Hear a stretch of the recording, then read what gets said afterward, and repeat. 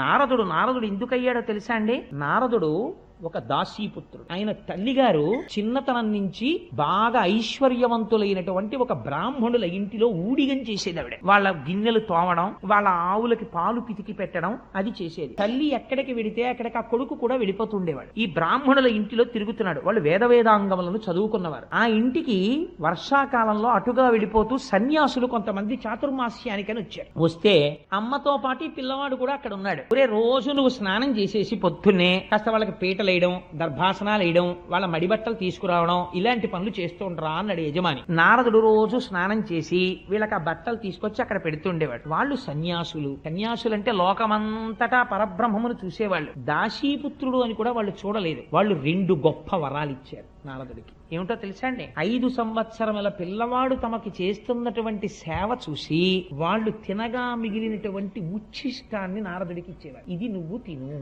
వాళ్ళు మహాభాగవతులు. వాళ్ళు తినగా మిగిలినటువంటి భాగవత శేషాన్ని తిన్నారు. ఆ వచ్చిన సన్యాసులు పొద్దున్న లేవడం, భగవంతుణ్ణి అర్చన చేసుకోవడం, ఆ వేదాంగాలు చదువుకోవడం, చర్చ చేసుకోవడం, మధ్యాహ్నం అయ్యేటప్పటికి భగవంతుణ్ణి స్మరిస్తూ నాట్యం చెయ్యడం, పొంగిపోవడం చేసేవారు. ఈ పిల్లాడికి ఏం తెలియదు. కూర్చుని వాళ్ళ వంక చూసి ఎంత బాగుందో అని పొంగిపోతుండేవాడు. ఆఖరికి చాతుర్మాస్యం అయిపోయింది. వాళ్ళు వెళ్ళిపోతున్నారు. వాళ్ళు ఏమి ఇస్తారండి? ఇప్పుడు ఒక సన్యాసి వెళ్ళిపోతూ తనకి సేవ చేసిన వాడికి ఏమిచ్చి వెళ్ళిపోతాడు? అబ్బాయి, నువ్వు 1000 రూపాయలు ఉంచుకోరా అని సన్యాసి ఇవ్వడు కదా. అందుకని ఇప్పుడు వెళ్ళిపోతూ పిలిచి వాళ్ళు నన్ను పక్కన కూర్చోపెట్టి, ఒరే, నువ్వు రోజు లేచి మాకు ఉపకారం చేశావు, మాకు సేవ చేశావు, రా నీకు జ్ఞానం చెప్తామని కూర్చోపెట్టుకుని వాళ్ళకి కృష్ణ పరమాత్మ మీద ద్వాదశాక్షరి మహామంత్రాన్ని ఉపదేశం చేసేసి, ప్రణవోపదేశం చేసేసి ఆ పిల్లవాడికి కూర్చోపెట్టి ఈ లోకమునందు మాయ ఎలా ఉంటుందో, సత్యం ఎలా ఉంటుందో చెప్పేశారు. చెప్పేగానే ఇంతకాలం అటువంటి వాళ్ళని సేవించి ఉన్నాడు.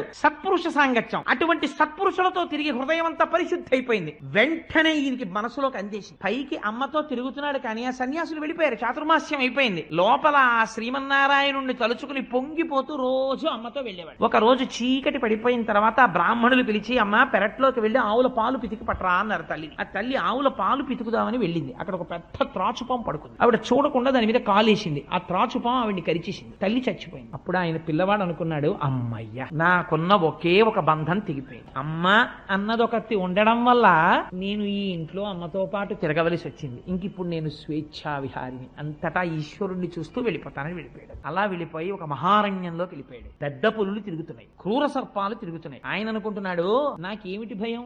ఈ లోకమంతటా నిండి నిబిడీకృతమై శాసించేటటువంటి కారుణ్యమూర్తి అయిన శ్రీమన్నారాయణుడు ఇక్కడున్నాడని నాకు వాళ్ళు చెప్పారు.